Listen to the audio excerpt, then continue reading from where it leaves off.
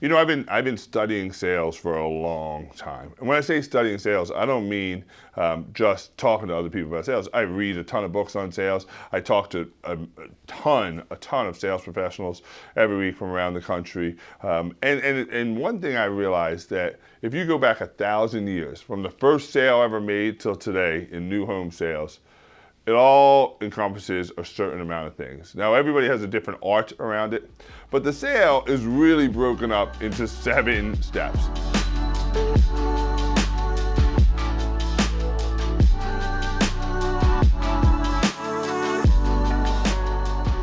And it's always been 7 steps. And you can call it whatever you want. You can put your spin on it, your art on it, but mine is the same as every other sales trainer in new home construction. I just have a different art. And let me explain what every sales process involves. Every sales process involves 7 different areas. That's it. 1 is prospecting. You gotta be great at prospecting. That's the first step in any sale. You gotta prospect.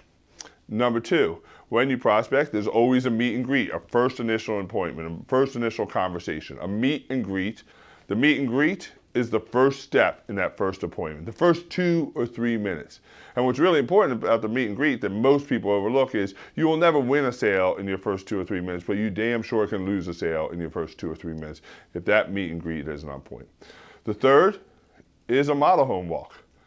It's a model home tour. Now, some of you don't have a model home. Some of that's virtual. It's a virtual tour, but model home walk. And this is really important. This is where we do a bulk, not all, but a bulk of exploration. We figure out what they're looking for. We're able to show what we do. The model walk is really important.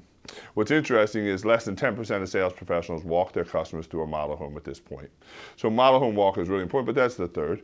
And then there's a lot walk or a home site walk or a community tour where you get the customer out and you're looking at the community, you're looking at the dirt.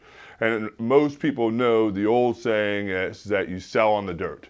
That when you get them out to the dirt, that's where you really get to close deals. So the lot walk or home site walk is the next one. Then you got to figure out how to get them back to price it out.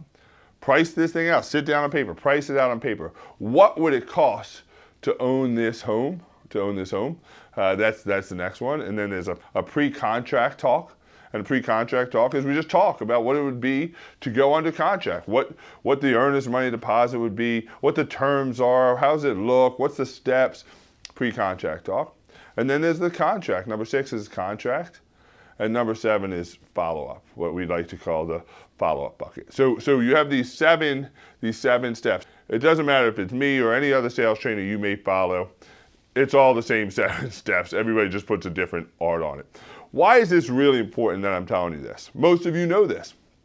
Because most of you are really good at most of those steps. But it's the one step that maybe you're not so good at. The one step where maybe your process isn't really tuned in. One step, you're so close to having so many more sales. What happens is if you think about those 7 steps as a hose, and you turn the water on full force at the house, and you go to the end of the hose and it's just dripping out, that means there's a kink in the hose. Most of us have a small kink somewhere in our process, in one of those 7 steps. Maybe it's I'm not great at giving the model home tour, or maybe I don't get people out on the dirt, or maybe I'm not really good at pricing them out, or maybe our system isn't really set up for pricing out. And that's where we lose sales. We lose sales at the kink. But you gotta know these 7 steps so you can identify where the kink is. We're so close to having really, really good success. We just gotta find the kink and remove it. But it starts by knowing what are the seven areas, and then how do we remove the kink is next. Find out where the kink is in your hose and watch the water just flow.